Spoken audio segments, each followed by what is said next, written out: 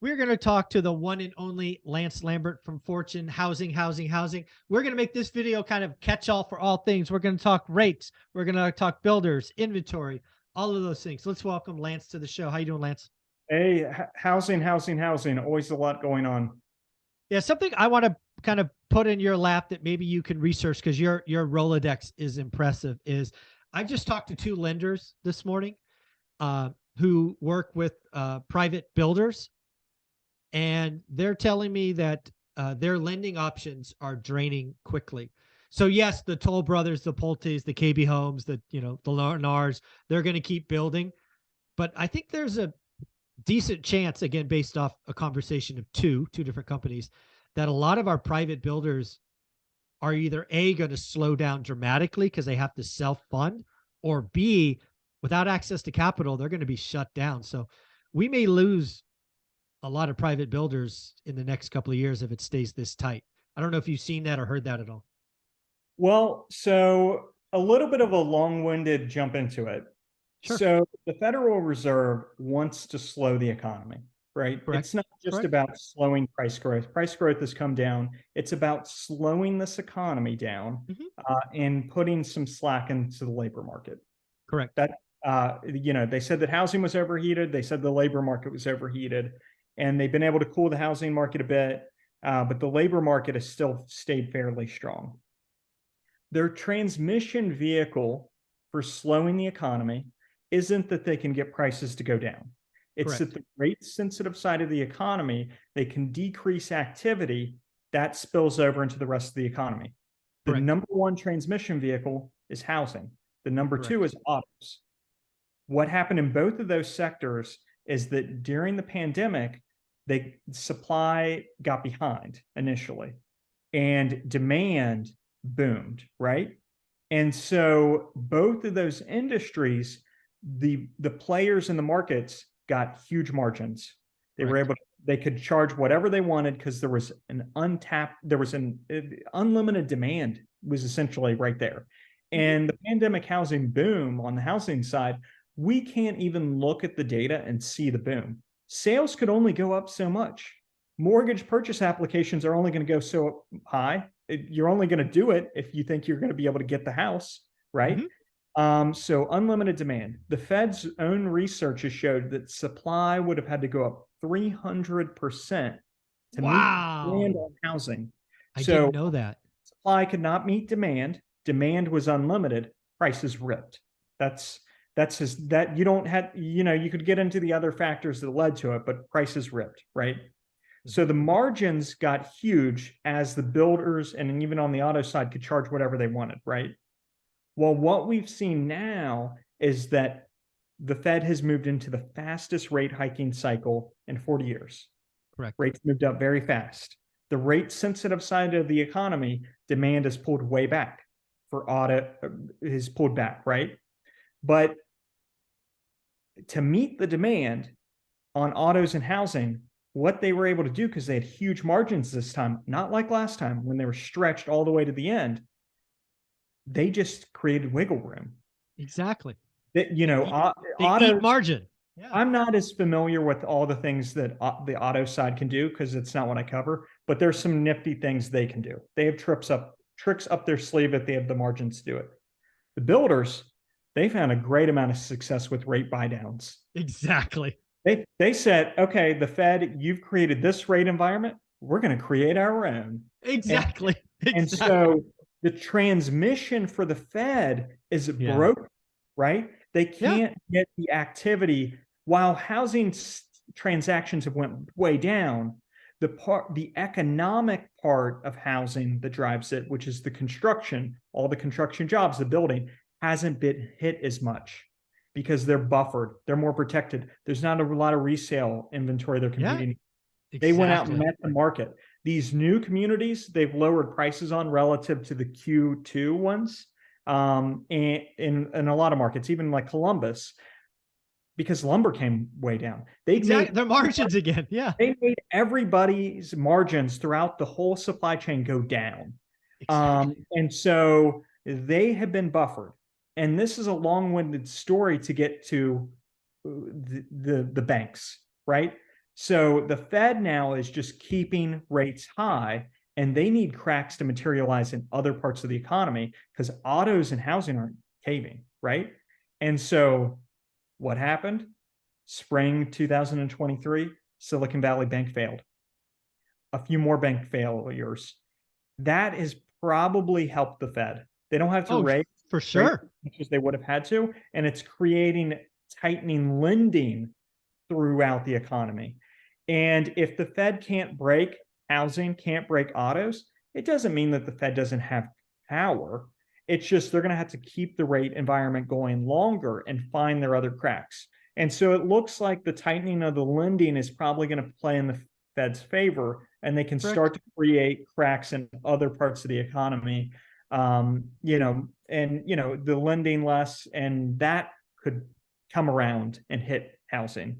And I'm not talking about single family home prices. Let's not even go there. It's about hitting the activity, and can you actually start to weaken the labor market? So could some of these smaller builders be hit? Maybe. And again, I want to be clear. It's not the demand. Like you said, the demand's there. But again, if you've, the two lenders I've talked to, the lending programs that these private, we're talking 50 to 100 homes a year, don't exist anymore. The bank is tightened up and just dropped that product. So they're trying to go private market and private lending, which maybe they'll get, maybe they won't. But we're seeing banks not only get tighter on lending, but they need to conserve cash. Yeah. Right. They've seen hundreds of billions of dollars go to money market, hundreds of billions of dollars go to the big four. They're just going to keep they're not going to lend as much. And some private lenders will get even smaller and self-fund, or they just will cease to exist. I think that's something that may occur in the next 12 to 18 months. Yeah, it'll be interesting to see how it plays out. Right now, though, it's just kind of wait and see. Where did the cracks materialize? Rates have went up really fast. There's a lag in terms of the economic impact, but the traditional transmission vehicles this time from the traditional way are kind of constrained from creating the economic drag the Fed wants. But you keep it pressurized, and cracks will appear somewhere. Agreed, 100%. Yeah, and so the last part on the autos is just they got really far behind because of supply chain issues, and so it's also kind of a good thing that their sales don't get hit too hard potentially.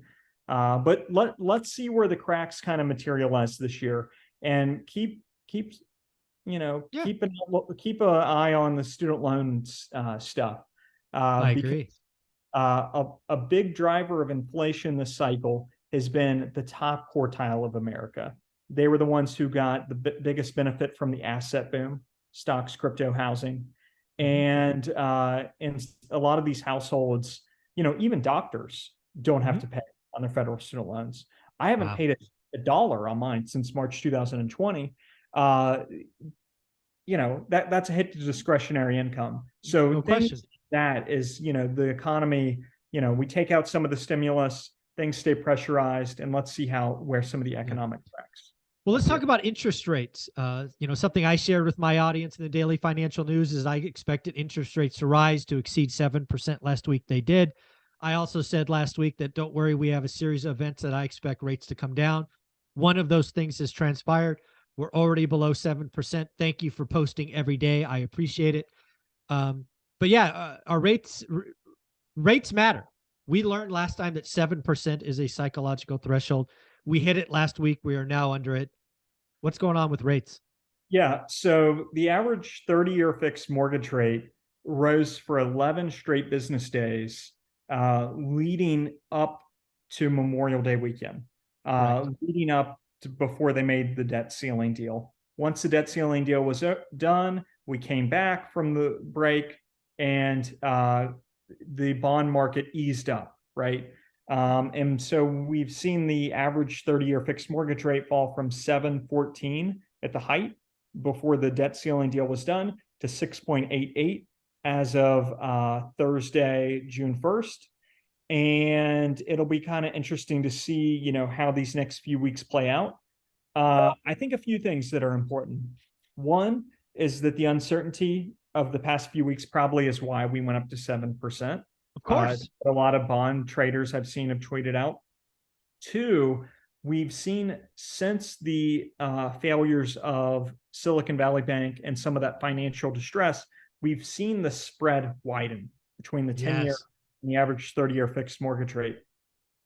If the 10-year last week had hit its height from last November, October, if it had retested that, and we had our current spread of last week, which was like 336, the biggest point, I think, we would have went to a 7.66 average 30-year fixed mortgage rate. So we set a new high for 2023 for mortgage rates, but we didn't for the 10-year. That's because the spread is widened. And Zandy's point there is just, the banks have fewer deposits and they're the buyers of MBS. I don't know. I'm not, I don't know the ins and outs of the bond market. But what I do know is the spread has increased since the bank failures, and that has an impact on mortgage rates. So that's two. Yeah. The third thing is, coming into this year, we saw the mortgage rate environment kind of fluctuate between the 6.5 to 6%. And we stayed a lot in the 6.2, 6.3. Yeah. Yeah. Then leading into March, when all that hot economic data kept coming out, and there started to be talk, maybe the Fed goes to a 6% federal funds rate, we shot up to 7% mortgage rates, right? Mm-hmm. And then it quickly shot right back down when Silicon Valley Bank failed, right? And then we kind of went into this period where we're fluctuating, right? But if you zoom out and look at it, what you'll see is that the bond market is actually a little tighter now, even with the flux. If you just don't forget about the number on a given day, look more at the average. We've gotten a little tighter the past couple months versus the start of the year. So I think that's kind of interesting. So are we going to stay in this range? Are we going to kind of shoot between 6.4 and 6.7, 6.8, 6.9? Or are we kind of gonna, as the year goes on, start to see those spreads come in, and as the rate hiking cycle has peaked, start to see it come down? And if we get weakening economic data, that probably adds to the likelihood that the bond market pulls back more. I do think that's notable. And the reason that it's notable is that if you just look at the data that comes in when we see mortgage rates move up, it's something about that 6.7 number. Yeah. Once you're up there, and especially 7, you kind of see more of the demand kind of really pull back. And then it's once you get closer to the 6.2 number and you go anywhere under that, you kind of see more of this demand pull in. So where are we going to fluctuate as we go into the slower seasonal half for housing later this year? I think that's important. And I do think, and I don't like to give too many opinions, but historically speaking, when markets are seasonally adjusting down through the spring, even if the medians are rising, even if the unadjusted numbers are rising, if the seasonal adjustment is down, historically speaking, they're at a higher likelihood of being in real correction mode in the second half of the year. And real correction mode to me is falling prices, month over month falling prices on a seasonally adjusted basis is what I consider correction mode. Only 16% of the country for April was down on a seasonally adjusted basis. Almost all of those markets that were down saw real gains on an unadjusted basis, but seasonally adjusted 16 were down. I would guess that those 16, and we'll see how big the number is once May and June come in, because those are also historically strong months for appreciation, just as April and March are. As that data rolls in, it'd be interesting to see at the end of the spring market how many markets are still seasonally adjusting down as we kind of move into the slower year. And the interesting ones there are the froth. Let's look at 5 of the frothy markets that we've talked about a lot this past year: Austin, Reno, Vegas, Boise, Phoenix. Okay. All 5 of those markets are still seasonally adjusting down. Almost all of them, at least for last month, saw a jump up month over month for price. Still seasonally down month over month, up month over month. But if you look at them, Austin's inventory is about to beat last year's for this point. Austin's in trouble. Their high might retest last year's high, so it's still going up. Boise's finally starting to see active listings grow again. Reno's bottomed. Vegas is not bottomed. Looks like it kind of is there. And then Phoenix is interesting because it keeps going down fairly fast for inventory as it tightens up. So it'd kind of be interesting to see of these, seasonally adjusted down markets, which ones can actually make it into correction mode potentially in the second half of the year when, it kind of loses the seasonal strength. Be interesting. Well, the good news is you're going to keep coming back each week. We're going to talk about this. Your housing. You slice and dice the data like no other. Where can people find your articles and where should they follow you? Yeah, at News Lambert is where you can find me on Twitter, or you could Google Lance Lambert housing or Lance Lambert Fortune to find my Fortune articles. And do yourself a favor, look for his latest Fortune article. Talks about 404 of the largest markets over and undervalued. Is a great read. If you want to see video on it, go back and check video number 1. Thanks, Lance.